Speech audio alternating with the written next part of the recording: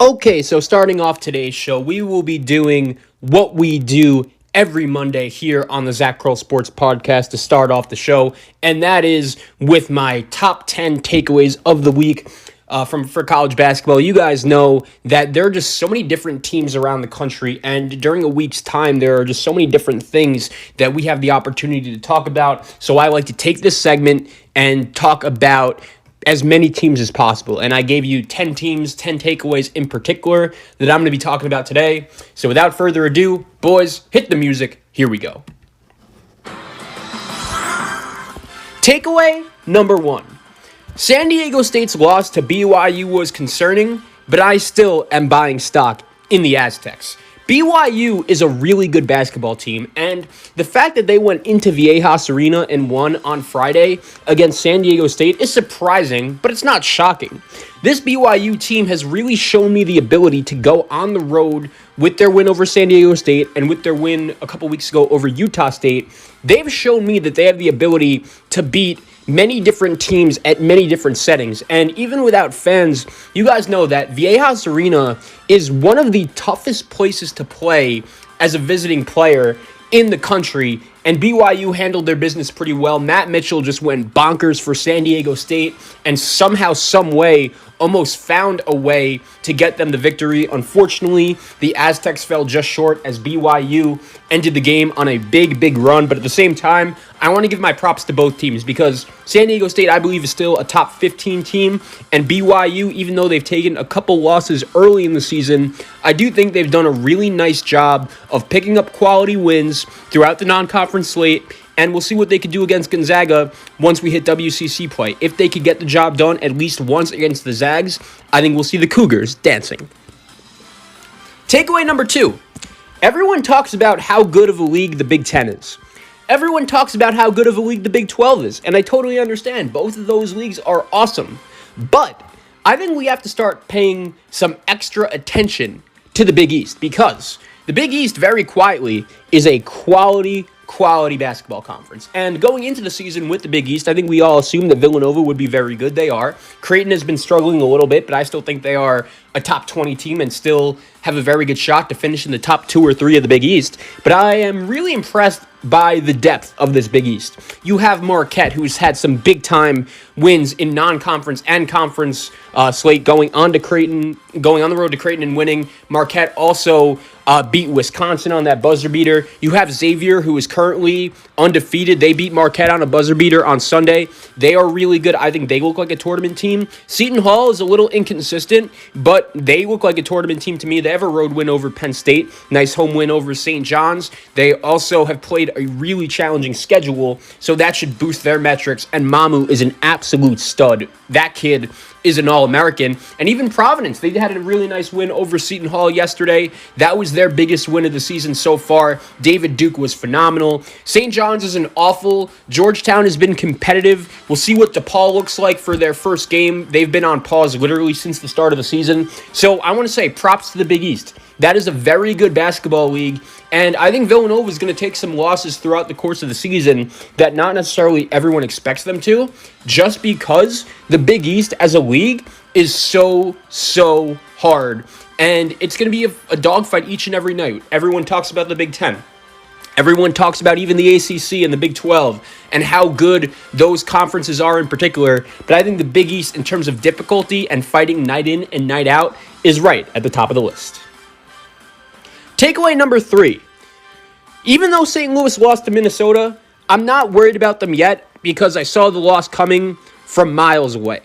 Number 1, Minnesota is a really good basketball team. I think if they played in a league that was not the Big Ten, a lot more people would notice them and the talent of this roster. Marcus Carr is a top 20 to 25 player in all of college basketball. I feel really confident saying that. There are very few guys that in crunch time, I'd want the ball in their hands more than Marcus Carr. They also have a really good shooter in Gabe Kalsher, and I really like what Richard Pitino did on the transfer market this offseason by bringing in guys like Booth Gotch and Liam Robbins, the transfer from Drake. Robbins was phenomenal in the win over St. Louis, really did a nice job containing the Billikens. And the only small concern I would have if I was a St. Louis fan, I saw the loss coming, Because we all know going on the road when you're undefeated in non-conference play, it's very hard. And I actually did watch the Billikens up close against NC State a couple nights ago, and they ended up winning the game, but they didn't run away with it until very late.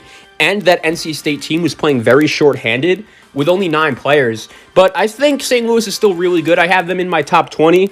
I think the Atlantic 10 is going to come down to them in Richmond. It's going to be an absolute dogfight. Dayton had a really nice win over the weekend for the A-10 as well over Mississippi State.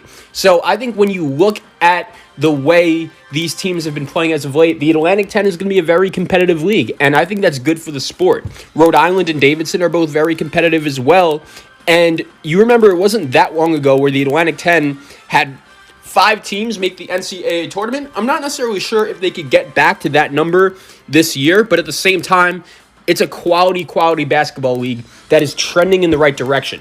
But props to Minnesota for the nice win. Takeaway number 4. If you haven't noticed, Kentucky is in trouble, and it's not getting any better. I'm not going to lie.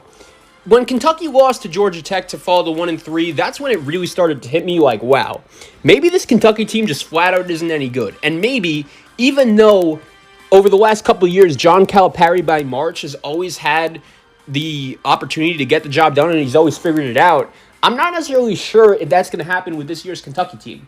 Because, let's be honest, they're a significantly better team than Notre Dame. At home, that is a game that somehow, some way, you had to find a way to win. And it's funny because after the game, even though Kentucky lost, there were some optimistic comments. They said in the media in Lexington, okay, maybe if Kentucky could just build off that, what they did in the second half, they could succeed going forward, especially when you consider the fact that right now the SEC looks wide open. But against North Carolina, it was another game that was right there for the taking. Kentucky played well early. Davion Mintz couldn't miss a shot in the first half, and still they could not find a way to get the job done. And if you're Kentucky, I just think, man, you just had to find somehow, some way to a way to win one of these games in non-conference. And I do think you could make the argument that the fact that they haven't had these bye games hasn't necessarily helped their cause. But at the same time, that North Carolina game was there for the taking. I didn't come away from that game thinking to myself, wow, Kentucky played great, just North Carolina was significantly the better team. No, North Carolina was just better by a smidge, and it wasn't saying that much. And Cameron Fletcher, the kid from Kentucky that apparently was crying on the sidelines the other day, he apparently left the program, and it's going to be interesting to see if that changes anytime soon with Kentucky and the way they're playing, because John Calipari, we know, doesn't accept that. We'll see if that's a turning point, but BJ Boston and Terrence Clark just don't necessarily look locked in right now. I'm concerned for Kentucky. Takeaway number 5. EJ Liddell is the real deal. And when he's in the lineup, so is Ohio State. If you listen to my preseason preview podcast for the Ohio State Buckeyes, I was very high on EJ Liddell, and he was a guy that towards the back end of last season really came on for this Buckeye team, and he was one of the main reasons why I picked Ohio State to be pretty good this year. Even though Chris Holtmann has done a very good job with past Buckeye teams, over the past couple seasons, they've been a little inconsistent in terms of scoring and in terms of winning games that, even though the Big Ten is a tough league, they do lose some games that, most of the time they should be able to get the job done and win. But Ohio State really impressed me against UCLA because they struggled against Purdue on Tuesday night. Rightfully so. They were shorthanded. It wasn't the biggest shock in the world. But against UCLA, Liddell, C.J. Walker, Dwayne Washington Jr., they were making shots all over the place. I also really like the way that Kyle Young and Kyle Arns produce in glue guy roles. And Chris Holtmann is one of the best coaches in the country. I think he's a top 10 coach. And when E.J. Liddell is in the lineup, the Buckeyes are very hard to beat. And when you look at Ohio State, the Big Ten, we all know how good of a league it is. We're going to get to Rutgers in a little bit and everything that they've been doing over the last couple weeks. But I just wanted to give the Buckeyes a quick shutout because they haven't lost a game with E.J. Liddell in the starting lineup yet. He had mono after the Notre Dame game somehow, some way. I don't know how he recovered that quickly, but he was back in the lineup against UCLA, and literally the first possession of the game, he swished a 3, and it was a really good win for Ohio State from there. I don't have UCLA ranked in my top 25, but I still think they're the best team in the Pac-12. I'm not denying that. I think Ohio State is really good. I think the Bucks are a top 20 team. We'll stay in the Big Ten and takeaway number 6. Matt Painter and the Purdue Boilermakers deserve some credit because they had a real opportunity to catch Ohio State on Tuesday night in Mackey Arena at the right time. And what I mean by that is this. Ohio State is a really good team, and if you beat Ohio State, no matter who they had available or what, that's going to be considered a really good quality win. And E.J. Liddell was hurt for the Buckeyes. I understand that. But Purdue was still able to take advantage and get the win over the Buckeyes in Mackey Arena. And Purdue has been a team that they've shown some flashes, but every time they've played a quality opponent so far this season, they haven't necessarily showed up. You remember that game against Miami? If you're a Boilermaker fan, I'd be sick to my stomach that you lost that game. You were up 32-12 at half and lost. That is just unacceptable. But at the same time, I will say this. Purdue has had a really good week. They beat Ohio State, they take advantage, and then they beat Notre Dame on a neutral on Saturday, which isn't a win that's going to necessarily put you in the NCAA tournament, but sometimes Purdue struggles a little bit offensively, and those games are not guarantee wins. If you remember, Purdue played against Clemson earlier this season and got boat raced.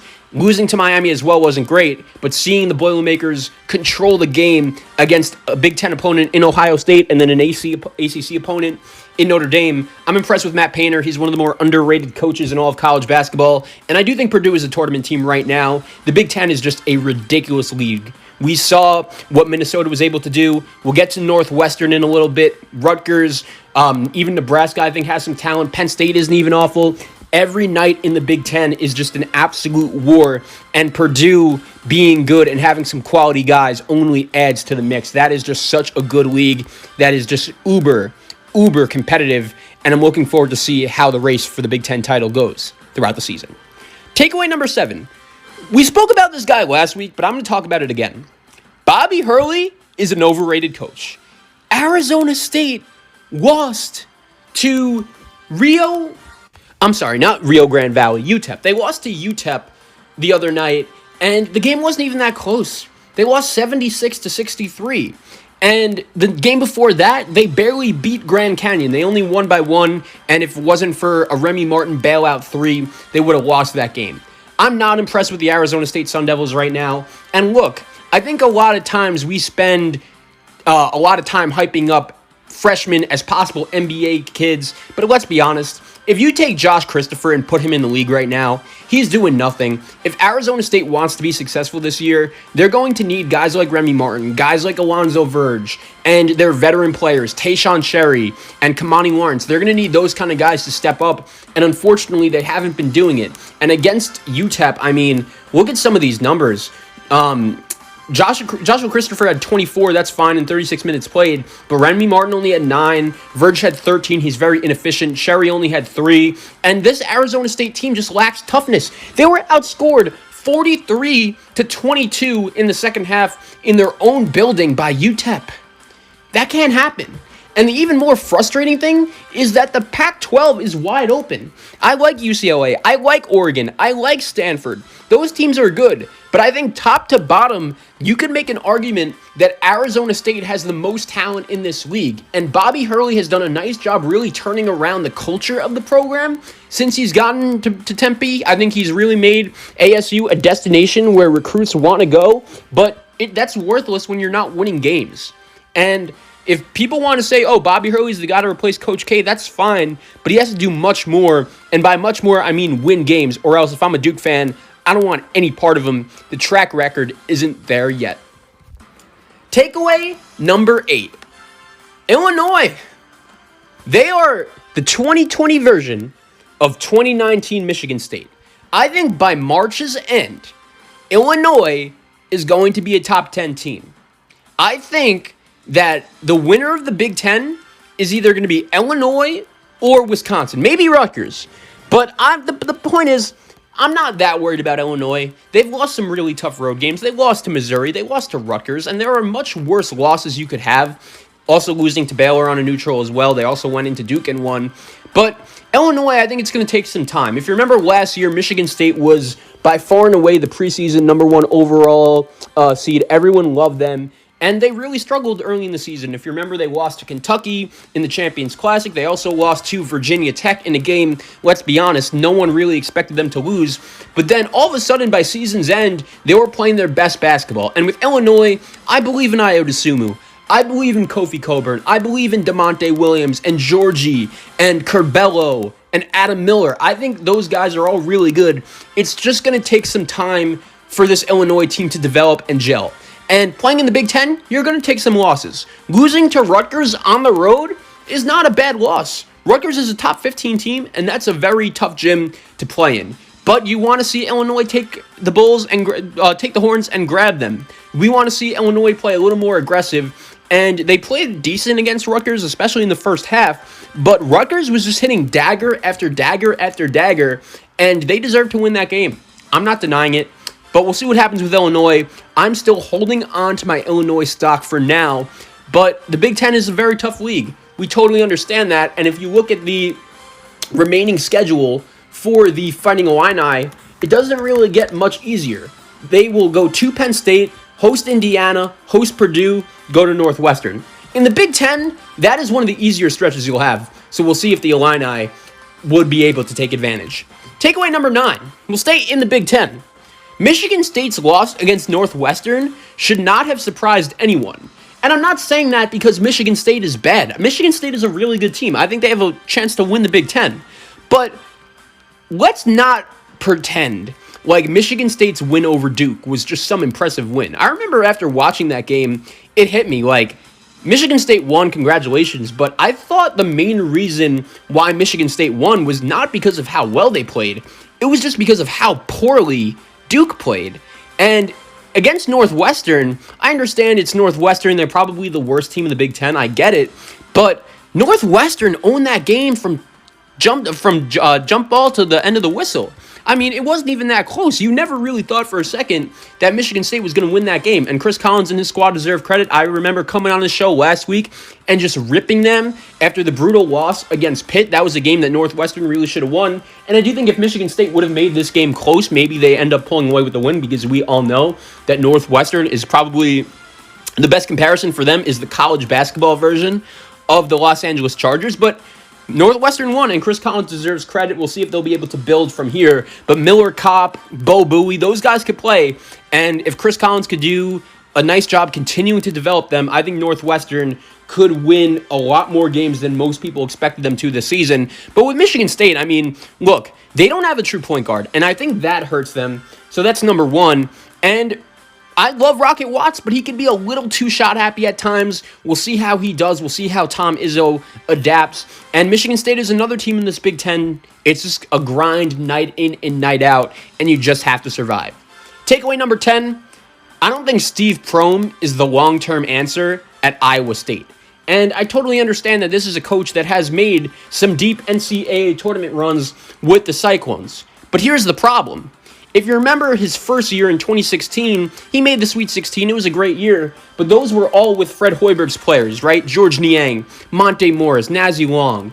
And when you look at the Iowa State team from a couple of years ago that won the Big 12 tournament, those were all transfers and those were all good. That was a good team. But at the same time, you feel like Iowa State hasn't necessarily hit their ceiling yet. As talented as all of these teams have been, the results just haven't necessarily came yet. And I'm not necessarily sure what direction the Iowa State Cyclones basketball program currently plans on going in, because they have just transfers that are fine. You know, your Jalen Coleman Lands of the world and guys like that, Tyler Harris from Memphis. But it's not like it's producing any wins. If you're Iowa State, man, you can't lose to Kansas State at home. Kansas State just lost to D2 Fort Hays State. That should be the easiest game in conference for you to win if you're the Iowa State Cyclones. And unfortunately, they were just not able to get the job done. And I do think that by season's end, there is a slight chance that Steve Prohm is out as the head coach of Iowa State. If there was ever a time for him to bolt, I think it would be now, because I'm just not necessarily sure where exactly the help is coming from. Like, you guys watched Iowa State take on Iowa a couple weeks ago. Luka Garza just abused Solomon Young in the paint. And I think Iowa State, by season's end, we could be looking at them as one of the worst teams in the Power 5 of college basketball. And I'll give you another team, Washington. We didn't have a full bullet to spend on them, but that is not a good basketball team at all. I'm not necessarily sure what direction Mike Hopkins is going in. If he can't win with guys like McDaniels and Stewart, how is he going to be able to win with this team? And FYI, the answer is he's not, because Colorado, to end the week, just absolutely abused Washington. So those are my top 10 takeaways of the week. Let me know what you think.